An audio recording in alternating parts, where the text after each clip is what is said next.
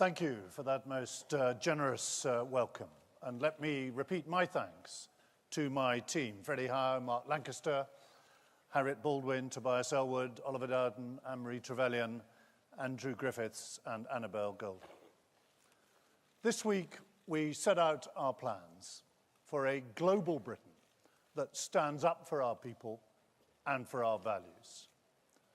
This city needs no reminding of the threats from extremists who want to destroy our way of life. When I became Defense Secretary 3 years ago, Daesh terrorists were at the gates of Baghdad, beheading British hostages, throwing gay people off buildings, enslaving women. And when the democratic government of Iraq appealed for help, Britain answered that call. At our conference 3 years ago, I announced the first successful RAF airstrike. As of last night, there have been 1,600 airstrikes. The Army has trained 60,000 Iraqi troops. The Royal Navy has been guarding the United States carriers in the Gulf. Daesh is being defeated. The black flags have been torn down. 3 million people have been freed from its murderous rule.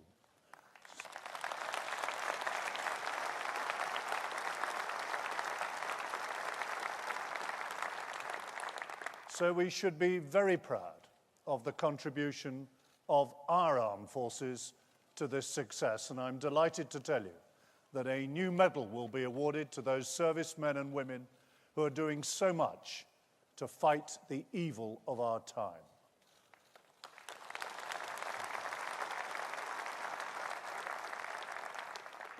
Conference, terrorism is not the only threat to our security.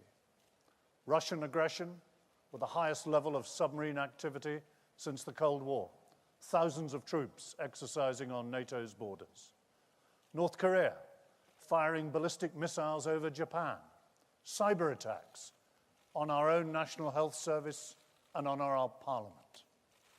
So we are stepping up our response. Today, our armed forces are on operations in more than 25 countries. Conference, they're helping to stop Afghanistan become a haven for terrorists. They're training Ukraine's armed forces to defend themselves against Russian aggression. They're down in Nigeria, helping to tackle terrorists, and they're supporting United Nations peacekeeping in Somalia and South Sudan. And we are leading in NATO. Our army deploying in Estonia and Poland, RAF Typhoons protecting the Black Sea skies, and the Royal Navy leading NATO's maritime task groups. And our armed forces are also ready for anything. Look at the response to the most powerful hurricane ever to hit the Caribbean. RFA Mounts Bay was already on station to provide immediate assistance, helping our people, the people of the British Virgin Islands, Anguilla, Turks and Caicos. Within a week, we had deployed 600 service personnel, 3 helicopters, and 1 foreign secretary.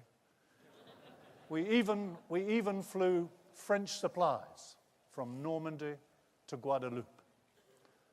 From Asia Pacific to the Middle East to Europe, we are deepening our defense ties with our allies and partners.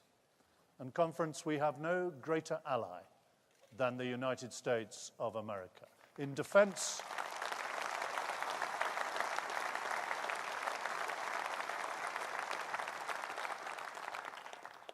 Secretary Jim Mattis, we have a true friend of our nation with whom I work closely on Russia, on North Korea, on the campaign against Daesh. And here at home too, our armed forces are patrolling our skies and seas every hour of every day. Every one of them deserves our gratitude.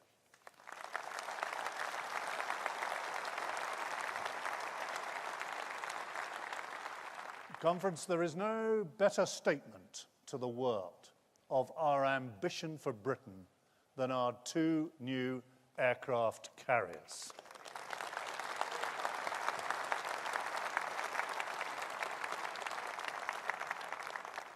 This is the lion that really roars. Weighing 65,000 tons, the Queen Elizabeth provides 4 acres of sovereign territory deployable around the globe to serve on operations for the next 50 years. Made in Britain, built in 6 shipyards, assembled in Scotland, these carriers are a tribute to British engineering, British technology, British skills, the pride of our nation.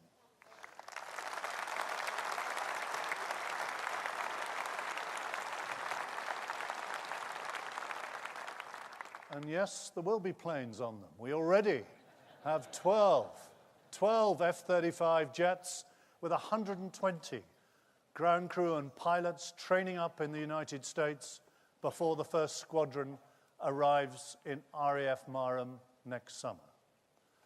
And what does Jeremy Corbyn have to say in response? He asked, and I quote, "Why do we have to be able to have planes, transport aircraft, aircraft carriers, and everything else to get anywhere in the world?" Well, you don't get very far without them. He wants, Mr. Corbyn, to slash defence spending. He wouldn't authorise drone strikes on terrorists. He would abandon our NATO allies. We must never put the security of our country in the hands of a man whose warped worldview puts him on the side of those who threaten us. We are backing up.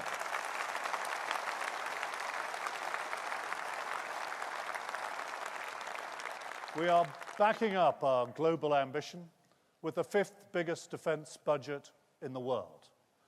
£35 billion last year, £36 billion this year, £37 billion next year.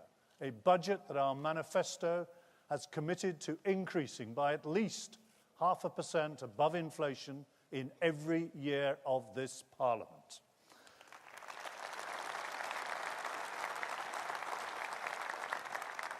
Now, of course, you'll always find retired generals or admirals who'd like even more. But what matters, Conference, isn't just numbers. It's power, stronger, smarter defence. We're now investing £18 billion a year in new equipment.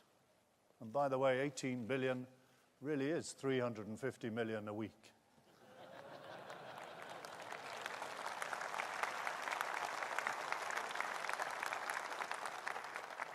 In the last 3 years, we've started building 7 new ships and submarines for the Royal Navy. Now, I want to see more of our ships out there patrolling the 7 seas. So today, Conference, I'm announcing 800 million of support contracts that will produce faster turnaround and improve the availability of our world-class warships. The Army is getting new attack helicopters and new armoured vehicles built in Wales. The RAF, 16 new transport aircraft have already joined our fleet, and 9 maritime patrol aircraft will start arriving in Lossiemouth. And under Theresa May's leadership, we are also renewing our nuclear deterrent, building 4 Dreadnought-class submarines.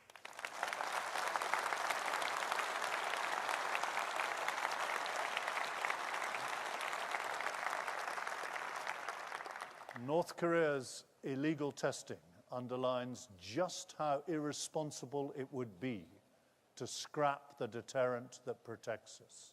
It's all very well Jeremy Corbyn saying he would never use nuclear weapons. But, Conference, Manchester and London are closer to Pyongyang than Los Angeles. Being prepared in the most extreme of circumstances to use nuclear weapons is what separates a prime minister from a pacifist.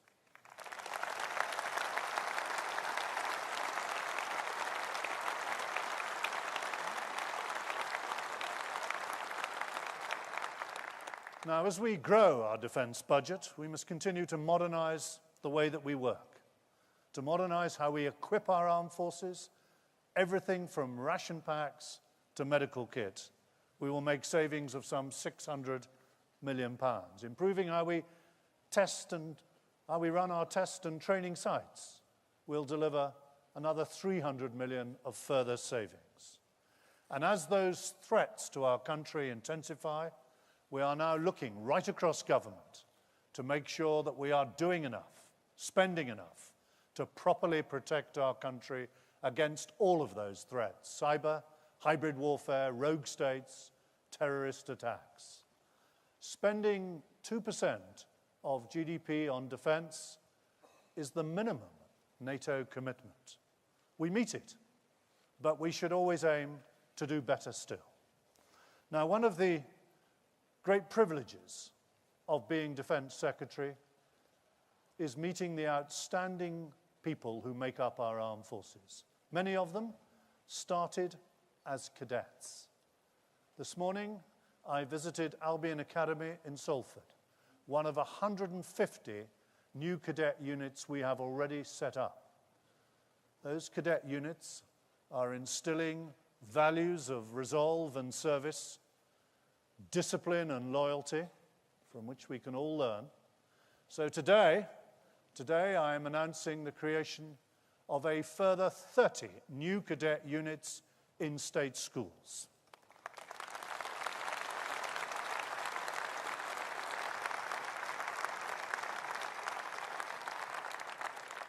I also want to attract into our armed forces more ethnic minority and female recruits. I set a target of 10% of recruits in future to come from a black, Asian or minority ethnic background by 2020. We're at 7% at the moment. And they're joining some who've already reached the ranks of Brigadier, Commodore and Air Commodore. We're also on track to meet our target that 15% of new recruits should be female. But I want to do even better. So I'm opening up every single role in the armed forces to women, so that talent, not gender, determines how far you can go.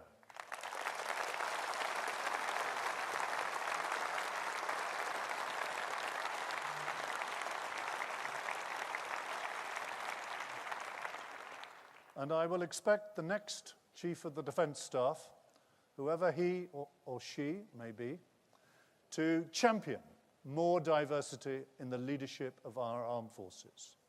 I will also lead a new Ministerial Covenant and Veterans Board to look after our armed servicemen and women better when they leave. Often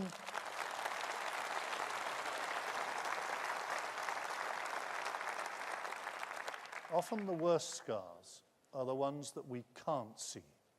So we must deliver mental health services better tailored for our veterans.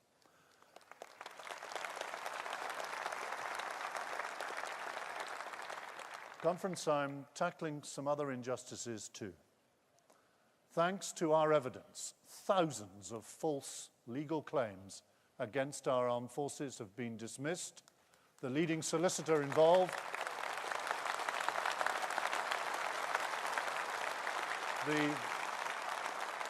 The leading solicitor involved has been struck off, and I've shut down the Iraq Historic Allegations Tribunal. And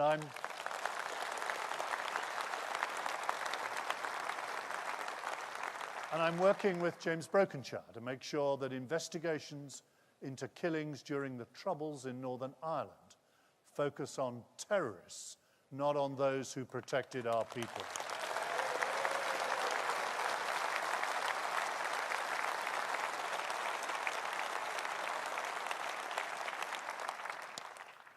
Conference, under this government, we will go on increasing defence spending. Our magnificent armed forces will go on keeping us safe. But as citizens of a truly global Britain, we have a wider, deeper responsibility. We must defend our values too. Britain, this great country, stands as a beacon to the world for our commitment to freedom, democracy, tolerance, and the rule of law. We face terrorism and aggression from those who hate us not because those values are losing, but because they're winning, because they're values that have lifted millions around the globe out of oppression and poverty. With the fifth biggest defense budget in the world, we have the means. So we must always be ready to answer that call from further away, from fragile democracies, from the very poorest, from the hardest hit. That means deploying our ships, our planes, and yes, our troops on the ground, where we and our allies are asked to help. Standing up for what we believe in, standing up for global Britain. Thank you.